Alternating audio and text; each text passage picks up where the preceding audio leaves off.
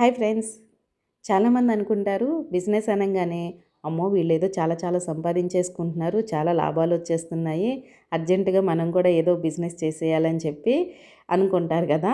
కాదండి, బిజినెస్కి సక్సెస్ ఒకవైపు అయితే ఇంకోవైపు కూడా ఉంటుందండి. అది కూడా మనం చూసి ఆలోచించి దిగాలి.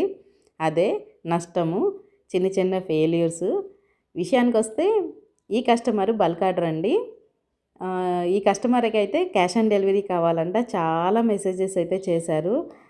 అవైలబుల్‌గా లేదన్నా కూడా, లేదక్క ఒక్కసారి చూడండక్క, ట్రై చేయండక్క, నా కోసం అక్క అని చెప్పి చాలా మెసేజెస్ అండి. వీలైతే మీకు అన్నీ కూడా నేను షేర్ చేస్తాను. సర్లే అని చెప్పి అతి కష్టం మీద నేను క్యాష్ ఆన్ డెలివరీ ఇచ్చానండి. తీరా డెలివరీ అయ్యే టైంకి కస్టమర్ లేదంట, ఊరెళ్ళిందంట, మొత్తం రిటర్న్ పెట్టింది. అసలు నాకొచ్చిన కోపానికి, నాకేసిన భయానికి మళ్ళీ శారీస్ ఎలా వస్తాయా అని చాలా టెన్షన్ పడ్డానండి.